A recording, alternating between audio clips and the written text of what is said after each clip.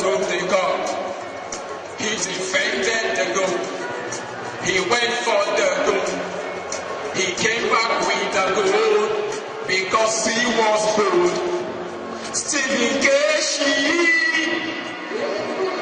hey, where you go? Hey, a legend is gone.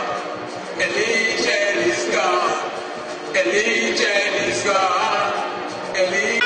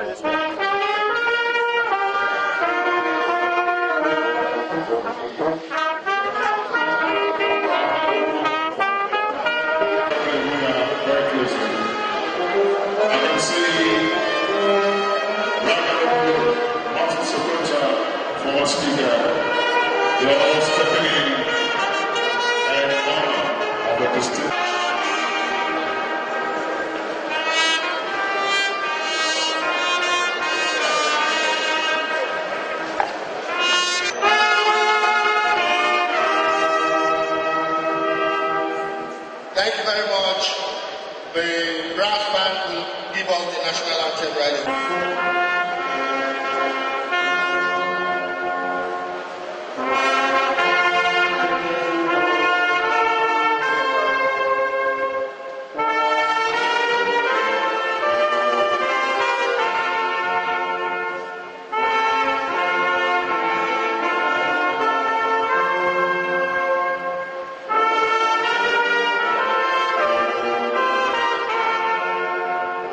It's only proper that we honor God.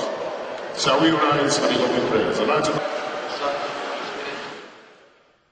Thank you very much. It's a final journey for late Super Eagles coach Stephen Keshi. Hello and welcome. This is Sports This Morning. I'm Austin Okonakman. Good morning and welcome. I'm Cecilia Amorgan. It's great to have you join us again. I'm Tayo Salah. Okay, you saw pictures from Asaba Delta State. Friends, families, well-wishers, everyone that loves football and appreciated what Coach Stephen Keshi did out saying goodbye to this legend, this iconic football legend of Nigeria. Goodbye, Coach Stephen Keshi. Okay, move straight now to Rio. It's just 7 days to the commencement of the biggest showpiece ever. Of course, in 2016, of course, it's Rio Olympic Games, and it's 7 days to go. We already have an athlete in Rio de Janeiro. I'm talking about Jonathan Akiemi. He's already there as one of the athletes representing Nigeria at the Games. Yeah, early bird, Jonathan Akiemi. Hopefully, we'll see what he can do for Nigeria. Also on the show, it appears Paul Pogba's transfer to Old Trafford is edging closer. According to reports, the France international is actually on his way to have his medical after Juventus and Manchester United finally agreed on his transfer fee. Wow. On his world record transfer fee. That's the feel I don't like talking about.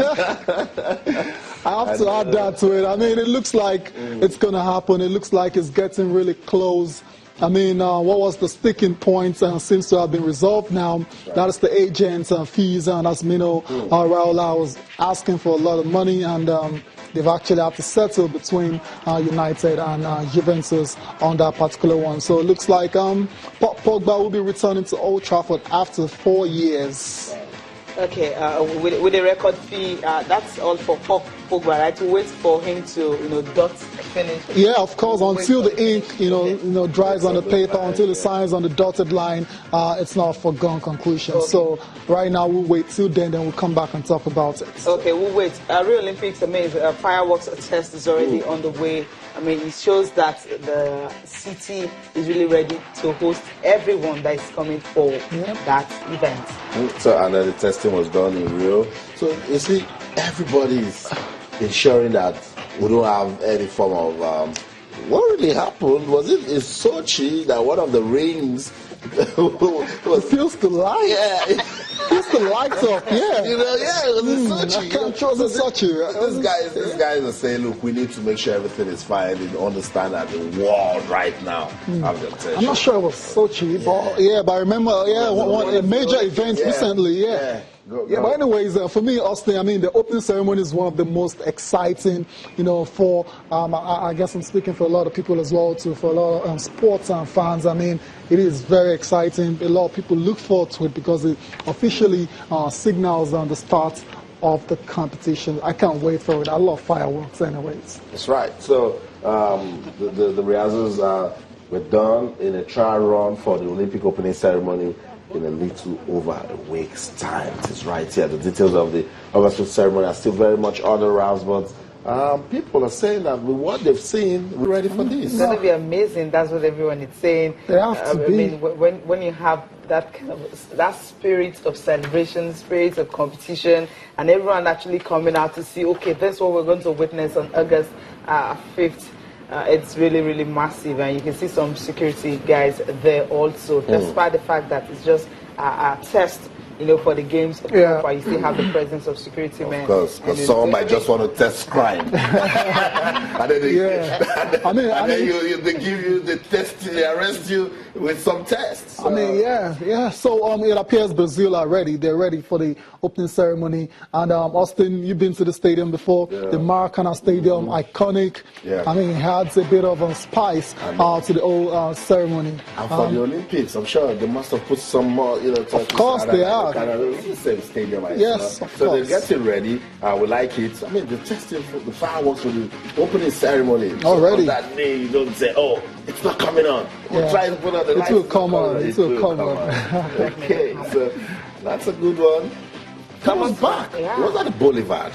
Yesterday's been to the Rio. Cecilia, where is it? Yesterday, right now, it was at the Olympics Village. He arrived yesterday at the Olympics Village. And of course, I mean, when you see the arrival and the way people actually crowded him and all that, it shows that, okay, he's really ready.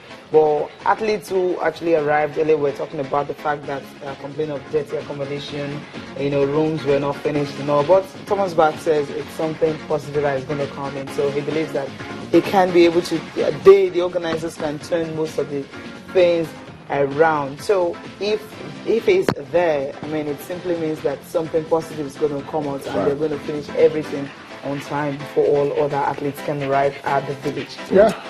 Tayo, it means more inspections going on because that means 7 more days to go. Thomas Bach needs to be everywhere. Yesterday was the Boulevard where we said we're going to feel the Olympic spirit. He's been to the beach because a lot of tourists will be going to the beach. So he's been there also to be sure that the thing is fine, the place is looking good, and now he's gone to the Games Village. The Games Village, another important. Of course, I mean that's going to house like all the athletes that are coming to the games, and as the number one administrator for Olympic sports, he's just doing his job. He has to go there, he has to inspect and ensure all the facilities are ready before the games finally kick off before the opening ceremony on August the 5th. So Thomas Bach. I believe he looks impressed with what he's seen so far. I mean, he's got a smile on his face. And we all just can't wait for August the 5th for these Olympics to start. And he's going to spend some of the night in the Olympic Village and all that. Yesterday he was unpacking, in his own room, where he's going to stay and everything. So if he's staying there, I'm sure he's not going to the room that the Australians rejected. Of course his room has there have been complaints about, like we heard about Australia first. Other countries are actually complaining about, some of the facilities in the Games Village. But I know the organizers, and they will surely resolve it before it starts. Like we heard the head of delegation for Australia yesterday was saying, these challenges are normal with Games Village. But what really matters is before the tournament, before the competition starts, they will ensure all the facilities are in place and everything is working well. So all these athletes just have to be patient a bit. for these works to get done. And you know, sometimes these facilities, you won't know what's wrong with them until people start using Exactly. use of them. Yeah. And, so Australia complained, but Usain Bolt is already in Rio, and no complaints here because he just wants to break records. Just give me somewhere to stay, and when it's time to run, let me break the record. Yesterday, Ty and Cecilia were excited that some Russian athletes were leaving for Rio. More Russian athletes. Arrived, I don't know whether excited is the word. Yeah, but yesterday we talked about some other athletes, Russian competitors being cleared for the Rio Games, and today we have more, and the arrival as well. And the pictures you're seeing is actually some of the athletes that were banned. Track and field athletes banned from competing. They're actually having their own. It's called the Olympians Cup. In Moscow. So no love lost. They are all still feeling the spirit of the Olympics. They're competing in the Olympians Cup, and it's consolation. It's nowhere close. It's nowhere close to the Olympics at all. This is just kind of consolation. I mean, just to keep them busy, because a lot of them were actually ready and prepared to go and compete in Rio, but that's not going to happen again. And what they've done is to put up this Olympian Cup together, and helps them to stay fit. Of course. That's about it. That's the way it is. So that why they're watching, why other athletes were leaving yesterday for Rio, and then they thought going through their mind, I wish I'm joining them, but I can't join them. Okay, there's something they have to do. So that's why they actually organized the same day that most of the athletes were leaving, so that they won't even think about missing out the Olympics. I think it's a good one. I love what they actually did. No time says anything close to what's going to happen in Rio. But it's good it's just to create some psychological balance, tell these guys, look, come on.